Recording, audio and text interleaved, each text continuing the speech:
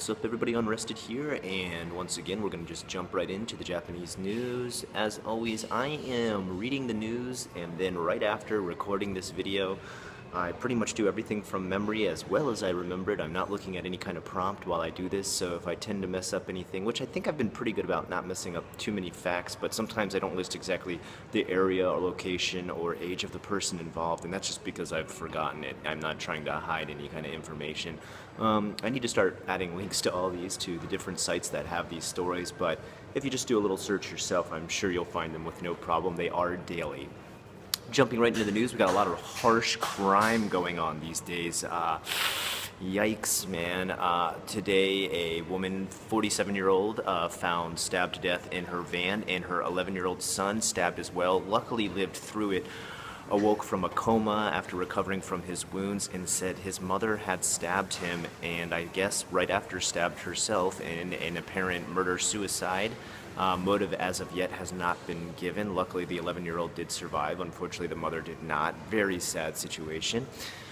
A 51-year-old man killed his wife by locking her in a car with hot coals that, of course, burn some sort of gas that when you inhale it, you die. Carbon monoxide, I'm guessing. He then was able to drive the car to the police and tell them that he killed his wife because that's what she had wanted. She had wanted to commit suicide and he helped her do it.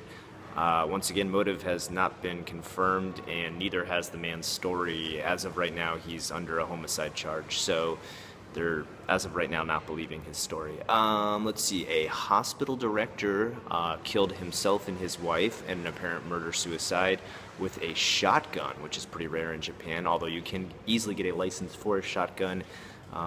After being on a waiting list. I think it's for 2 years, if I'm correct. I might be wrong about that, but you have to go through a bunch of classes and everything and get licenses, and usually it's only for hunting, and they're usually only granted out in very rural areas to protect people from bears and stuff like that. Very uncommon for people to actually own guns in Japan, so a murder-suicide with a gun is very rare. And let's see, last story that I can remember, and another horrible one, unfortunately. A university student who was 20 years old randomly murdered a girl who went to his school because he, quote-unquote, wanted to see what it was like to kill somebody. He has been arrested, luckily. His reason for choosing the girl was because he saw her at a konbini and thought she looked pretty, and that was the only reason behind it. Very disturbing, if you ask me. Anyway, that's a quick synopsis of crime in today's Japanese news. There are, of course, other stories out there.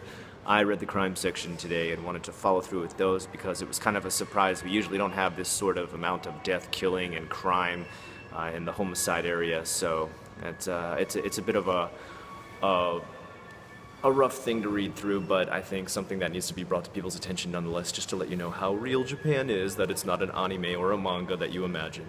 Until next time, if you like what you saw here today, please like, comment, and subscribe. I am Unrested.